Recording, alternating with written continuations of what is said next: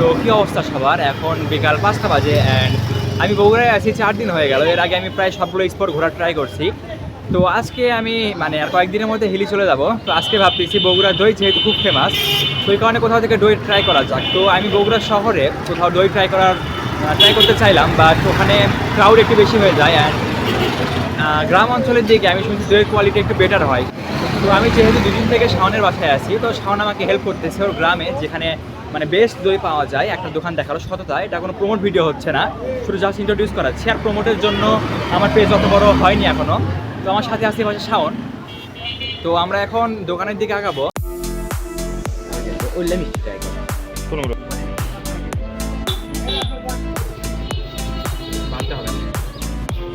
বাইরে দেখ, সমস্যা নেই।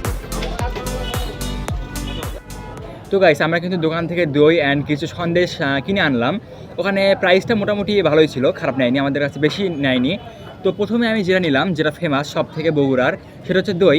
আমি বেশি বড় নেইনি, কারণ আমি একটু আগেই বাসায় খাওয়া দাওয়ার পর দই খাইছি। তো এখন আমি আর বেশি দই খেতে চাচ্ছি না, কিনতেও চাচ্ছি না, কারণ এতগুলো নিলে নষ্ট হয়ে যাবে। আর বাড়িতেও দই আছে। তো ফার্স্টে এটা ট্রাই করা যাক।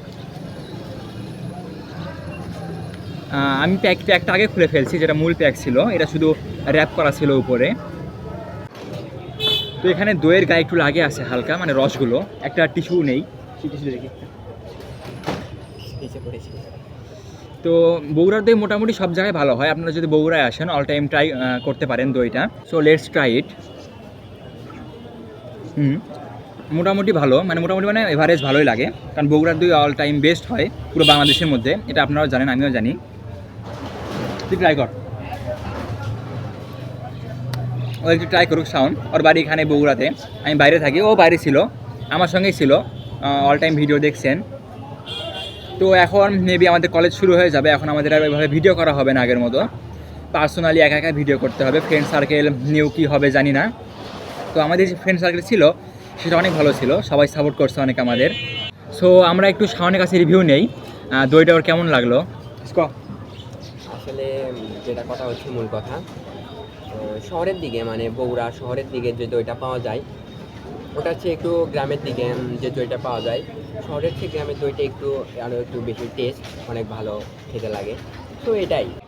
তো আমরা কিন্তু দইয়ের সঙ্গে 2 টাইপের সন্দেশ নিয়ে নিয়েছি। মিষ্টিটা নিতে চালাম, বাট মিষ্টি অন্যান্য জেলাতে অনেক ফেমাস, বগুড়াতে ফেমাস, খারাপ বলছি না। তাও সন্দেশটা এখানকার ভালো, দইটা বেটার হয়, তাও সন্দেশটা নিলাম। তো সন্দেশটা ট্রাই করা যাক। এটা নামটা আমি সঠিক জানি না এই সন্দেশের। উপরে সুন্দর করে আর ফুলের মতো কালার দিয়ে ডেকোরেশন করে রাখছে। এটা মোটামুটি কিছু সুজির মতো হয় খেতে। তো এটা নেই। তো একটা সন্দেশ আছে, এটার নাম আমি সঠিক বলতে পারতেছি না, অ্যান্ড এটা ট্রাই করা যাক। এটা মূলত ছোট, যদি দেখেন ভালো করে, এটা একটু ছোট। আমি এটা একই সন্দেশ আমি 2টা নিছি, কিছু লাগবে। দুই প্রজাতি।